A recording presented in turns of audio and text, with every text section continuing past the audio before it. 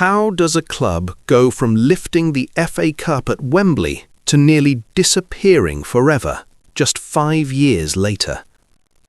How does a Premier League FA Cup winner collapse under more than £100 million in debt, suffer 3 relegations in a row, and then get saved by its own fans? This is not a movie. This is not exaggeration. This is the true story of Portsmouth Football Club.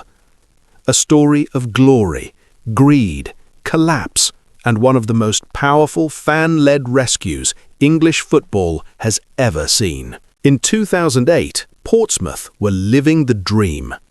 They were not a traditional giant. They didn't have endless money or global fame. They were Pompey, loud, proud, and fearless. Under Harry Redknapp, Portsmouth built a squad that, even today, looks unreal for a club of their size. Jermaine Defoe, Peter Crouch, Sol Campbell, Glenn Johnson, Lassana Diarra, Nwankpa Kanu, international stars, all wearing blue. In May 2008, at Wembley Stadium, Portsmouth defeated Cardiff City 1-0 in the FA Cup final. It was their first FA Cup win in 69 years.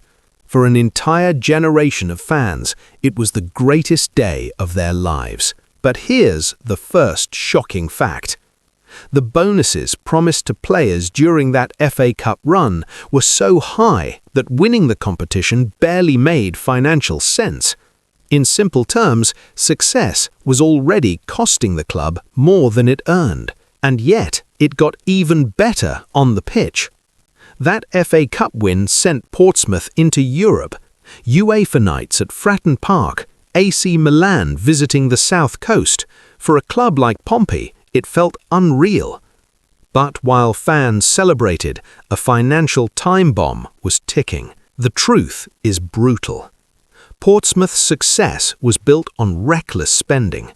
Huge wages, expensive signings, a dangerous bonus culture. At one point, the club's wage bill was close to 90% of its total income. Any financial expert will tell you that is unsustainable. That is collapse waiting to happen. Then came the ownership chaos. After Alexandra Gaidamak stepped away, the club was passed from owner to owner.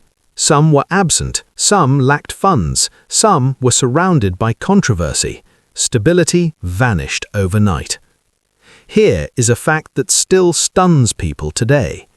In 2010, Portsmouth became the first Premier League club in history to enter administration.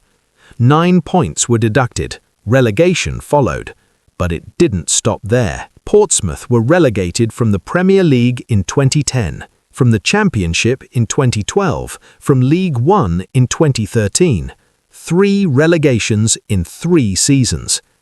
In just 5 years, Portsmouth fell from FA Cup winners to the 4th tier of English football. And the debt? Over £100 million. Staff wages were delayed. HMRC issued winding-up orders. The club entered administration twice in 3 seasons. Liquidation was no longer a distant threat, it was a real possibility. By 2012, Portsmouth were not just struggling, they were on life support. Players were sold for nothing, the squad was filled with loanees and academy players. Survival, not success, was the goal. And yet, something extraordinary happened. The fans never left. Fratton Park stayed loud, attendances stayed strong, the city refused to let its club die. And then, in a moment that would define English football history, the supporters stepped in. More than 2,300 fans came together under the Pompey Supporters Trust. Ordinary people, not millionaires, not investors, fans.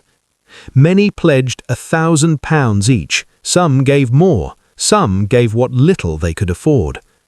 In April 2013, in an 11th-hour deal, the supporters officially bought Portsmouth out of administration. Let this sink in. A club buried under £100 million of debt was saved by its own supporters. Portsmouth became the largest fan-owned club in English football at the time. The debts were cleared, the finances were stabilised, chaos was replaced with responsibility.